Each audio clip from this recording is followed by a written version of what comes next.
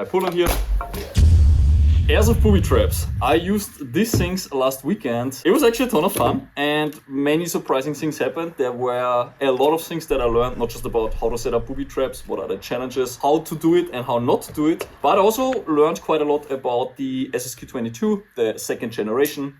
You know, I can also tell you what did I like, what did I not like.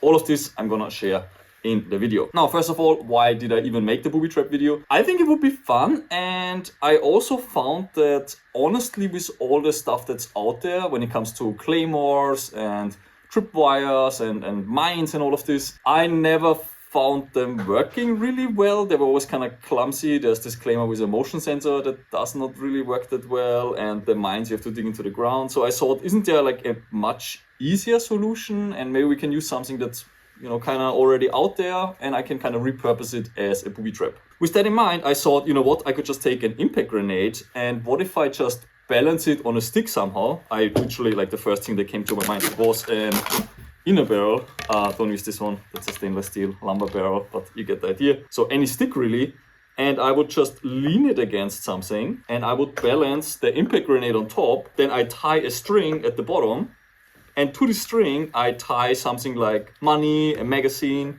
you know, something that an airsoft player would actually pick up to let the stick fall down, and the BB grenade, or the sound grenade here in this case, hits the ground and the player is out. While I was preparing this, I thought maybe an inner barrel is too visible, maybe also a string is too visible, so I tried different things. I tried a fishing line, and actually fishing line, surprisingly, is more visible than a black string. It reflects the light in the string and you can actually see it very, very well, much better than a black string. As for the inner barrel, because that's also a bit obvious, what I did is I just taped an inner barrel with, you know, just random paper tape, spray painted it, and one of the engineers was nice enough to also print me this little holder here. So that's this 3D printed impact grenade holder that just makes the setup much easier. Some camo leaves on the back, and yeah, this way I think this is, you know, much harder to actually spot this when this is somewhere leaning against a wall, you know, like this. And then imagine this being a couple meters away,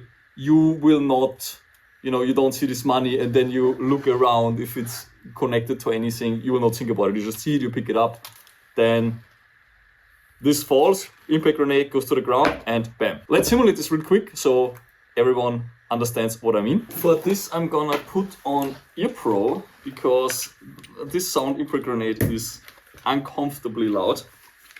And I don't want to lose my hearing because I need it for playing airsoft. That's actually quite important because I know people like Chatters and Fox who play regularly on milsims, like American milsims. Their hearing's not that great anymore because of all of the, you know, Thunder Bees and all of the tag-in grenades. Also, of course, impact grenades, sound disc, gas grenades, gas sound disc, gas grenades, like this one. They are quite loud and they can damage your hearing. So Ear Pro is not a bad idea when you play around with these at home, or even at the field. It's not a bad idea to wear Ear Pro at this point with that many grenade options around. Now, of course, the grenade preparation I did do before the game. You know, I didn't start refilling these in-game because I needed to be able to set up these booby traps really fast. Grenade is armed. Now, booby trap, I have to tie something to it. For example, here it is. 50 euro bill. I used a 10 euro bill, by the way, because I was kind of afraid that someone's gonna steal it. I think a 10 euro bill is enough incentive for someone to pick it up, you know, doesn't have to be that much. So 50 euro. The stick. Now grenade. Now it's active. Put it in here. Good. And now I would basically leave the field, and this string is usually, it was a lot longer during the game, it was more like 2-3 meters. I pull on here, and it goes off.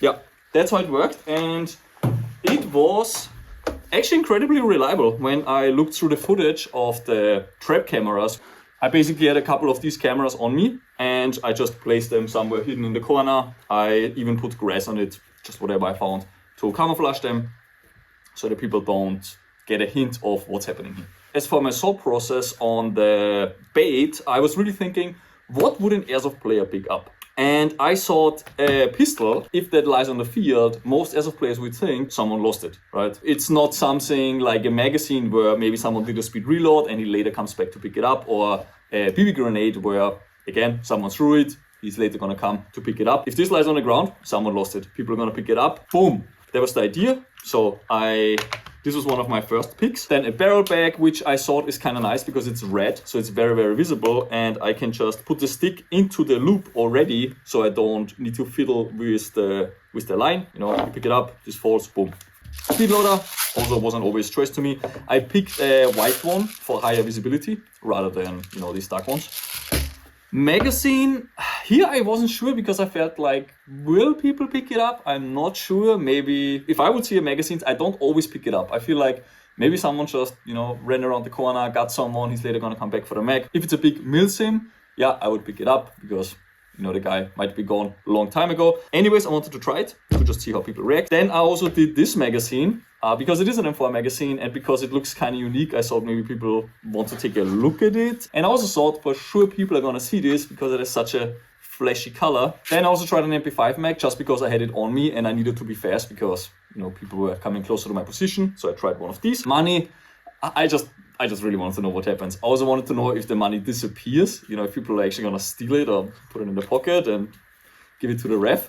So money was just a fun experiment as well. Now on the different baits, time-wise, the one that worked the best was actually the money. It took only a couple seconds after I left the position, and you can see that on the camera, someone picked up this thing immediately. And the way they picked it up was quite hilarious because they picked it up and then they realized that there's a string connected to it, but then somehow, I don't even know what happened with the guy. Like he didn't follow the string, but I think someone was shooting at them and he took a step back and he triggered the grenade, and I think it was 2 or 3 people even who were basically hit by the grenade. And then funny enough, he put the money down, but later someone came and picked the money up and just put it into his pocket. He literally ripped it off the string, and you can see it in the video, and just put it into his pocket. So that was the fastest one. The thing that took the longest was this one. It was on the ground for, I think, at least an hour, and multiple people passed it. There was this one guy being next to it for half an hour, something like this. He eventually picked it up, also detonated. So this one was the slowest and the worst. This one didn't work at all. No one picked it up. It was there for a long time, and I think it didn't work because it was too obvious. This is too close together. You see the string and then maybe the stick, and you see the grenade on top. So yeah, no one picked up this one. On the speed loader and this mag, it was about the same. Took a couple minutes and then someone eventually picked it up. So much for the bait. If I would do this again, I would stick exclusively to pistols. I think the money is, of course, it's funny for the video, but if I would really want to use this in an effective way, honestly, I think pistols are the way to go. You can get Springer pistols for no money, right? You can get this for maybe $10. Everyone who finds a pistol, I think you will pick it up because you think, man, someone lost it, and you know how frustrating it is when you lose your airsoft gear and pistols are not cheap. You know, something looking like this could cost up to $150. You will pick it up. So yeah, this would be my go-to if I ever do another booby trap video. When it comes to setting up the traps, I'm not sure how much you can see this in the video because we edited it as short as possible and as entertaining as possible. But setting up these things and especially bringing them into the field was really, really challenging. Why? First of all, it's really hard to transport. It's this long stick, and I don't have a pouch for it. And I was kind of thinking, how could I do it? Like, should I maybe tape it to my gun and then I rip it off? But that felt kind of awkward. Then I thought about maybe I should just throw all of this stuff in a backpack, multiple of them even, 1, 2, and I just run around like this. But then I felt, man, just for these 2 sticks, a backpack is a bit of an overkill. So what I in the end did actually was I had the item in one of my side pockets. So I always brought only 2 baits for the 2 sticks. The line was already attached to the stick and I just wrapped it around. So basically like that. And for many of the items, I prepared the string ahead of placing the bait. What I did here is I created a loop.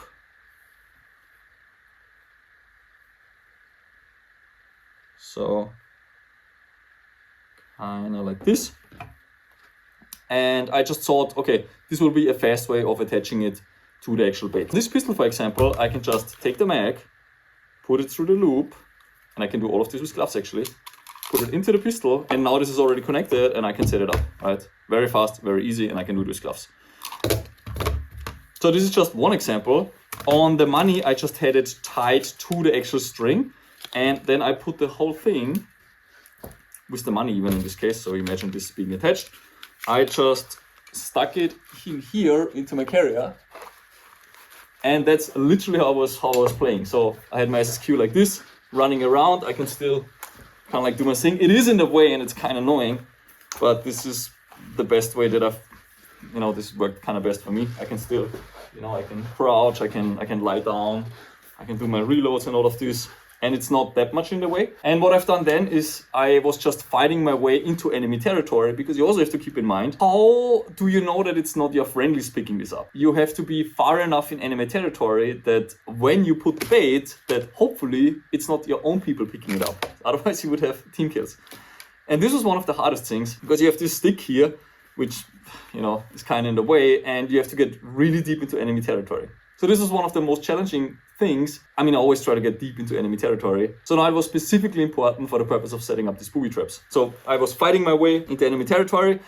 And then once I was in there, you're surrounded by enemies, right? It's a pickup game. It's really, really dense. There's a lot of people running around in the field. And while, there's people shooting around, there's all of this madness going on. You have to find a good spot and you have to think about, okay, I need a wall. I need to camouflage this well. I need to do all of this while not getting shot, not being spotted. So that was really the hardest part. Now I want to give you guys an idea how hard it actually is to set up a booby trap and how long it takes you, so you better understand why I got shot so many times. So I run into enemy territory. I'm finally in a position where I feel kind of safe. There's cover all around me. And, I don't hear any steps. It seems to be safe. Now I decide to set up the booby trap. First of all, I have to find a spot where there's a wall where I can lean the stick against, and an open area with high traffic where I can place the bait. So I find the wall, I see the spot, and now I decide to set it up. Now let's stop the time. So let's try to do this as fast as possible. I get this thing out. I do this. Good. Then I actually take stabilize the stick here. Just do it like this. Take the pistol. With gloves, this is of course 100 times harder. Good, the bait is set. Put it here. Take the grenade. Arm it. This one is not armed, but you get the idea. Put it here. Make sure it's stable enough that I can disappear and it doesn't fall. Which also happened to me during the game. That was really not that easy.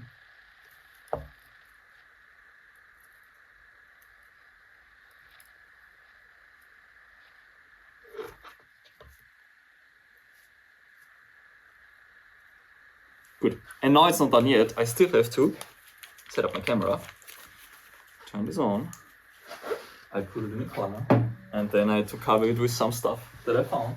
I put it there, and only now I can get back into the game.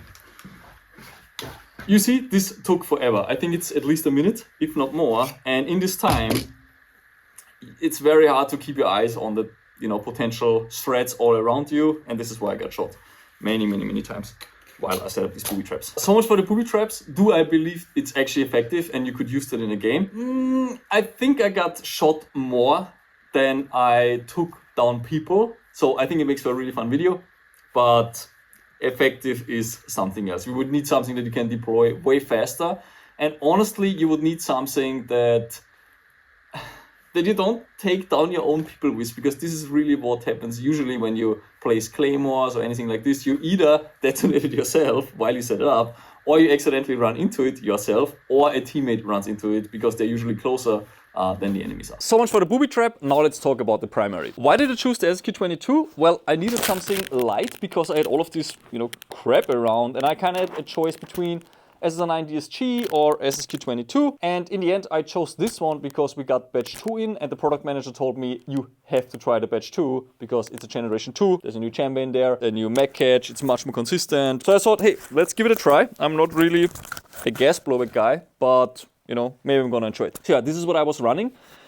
Modifications I've done, well, I put the HB adapter inside, which is nothing more than, you take this thing, you put it inside, it clicks, and then you stick MP5 mags in there. Now, I wanted to run heavy BBs because I think that's one of the advantages of gas blowback. They can lift heavy BBs, you have all the volume needed, you don't have any joule drop. Actually, more the other way around, you have joule increase. So I was running 0.4s in these MP5 mags, And to do that, you have to put spacers in there to make sure they feed heavyweight BBs. So I did that. All of the mags that I was running had these spacers inside and 0.4s.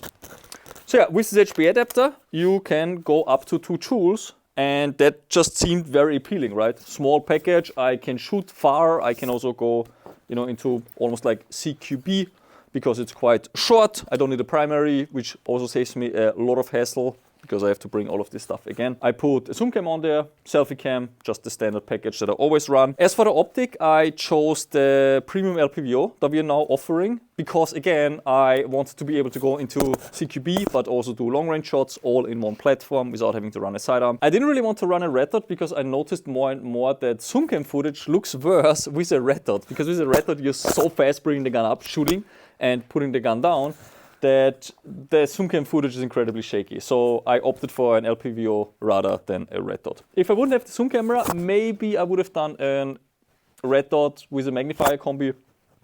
That would have been my choice if I wouldn't run a camera. Sling, standard assault sling, nothing special. HBA bottle, I took a carbon bottle because I wanted to be light, and the carbon one can also hold more pressure. Now, where is the hose? Here we go. Good. So I'm running an AEG mid-cap magazine so I can keep shooting and shooting and shooting and shooting, and I will not run out of BBs anytime soon. And if I do, you do your mag change.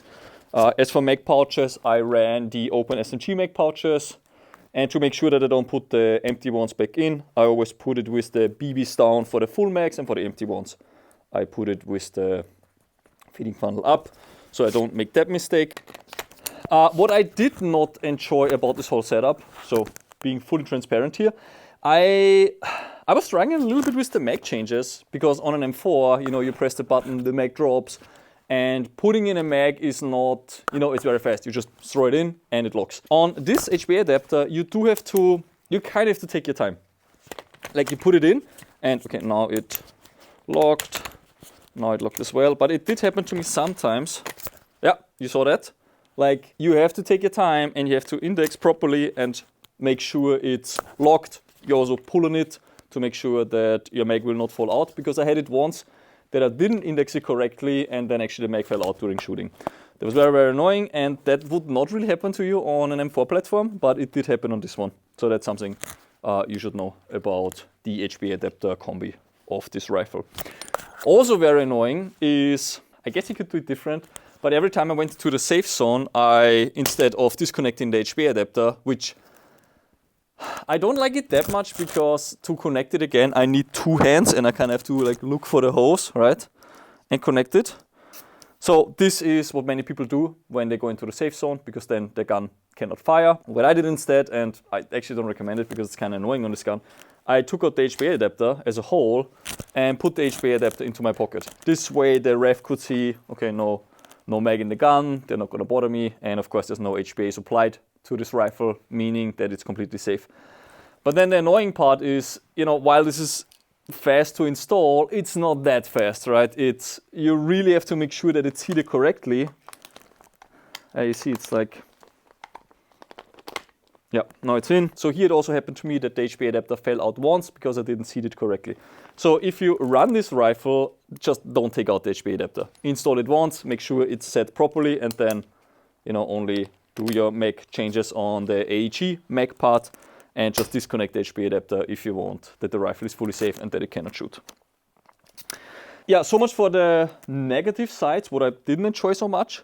What I enjoyed a lot actually was that it's so light. Like this is one of the first setups where I put cameras on and all the optics, and it's not bothersome to run it. This is an extremely light platform, and even with all of this stuff on, pretty good actually. Not too heavy. I would say that's maybe 2.5 to 3 kilograms, which makes it very maneuverable, and especially with all of that stuff on me, it just made it a very enjoyable game experience. I did enjoy the blowback, and because I'm not that much of a gas blowback rifle guy, it was actually quite a new experience for me, honestly. I did enjoy the, like a bit of a kick. It's not really so much the kick because this rifle has a really light bolt. You will see that the rifle actually barely moves, and this is also what these 22 gas blowbacks are known for. They're quite gas efficient. You can run them with little gas. Also the consumption on the air bottle is quite low. I ran the whole day on one bottle, so you don't need to bring a second bottle if you run this. Also because it's semi only, so you don't shoot that much. It's not really about the kick on this rifle, but it's just instant feedback, right? First of all, you have a proper trigger. You know, you have a wall, you go over the wall, and you just have some kick, of course, and just the audio feedback of the rifle instantly shooting. You don't have the winding noise of the AG and all of this. So I did really, did really enjoy it. And of course, shooting .4s with this thing. I mean, heavy BBs. With all rifles, they can actually do it. Heavy BBs just shoot further, more accurate, more consistent. And here on the Gen 2 with I can show you real quick, we have a new hop-up chamber in there as well. Not sure if you can see it. So we now have this red anodized hop-up chamber. I think it's a bit hard to see. Maybe you can see it through here. Yeah, here we go. Here's the red anodized hop-up chamber.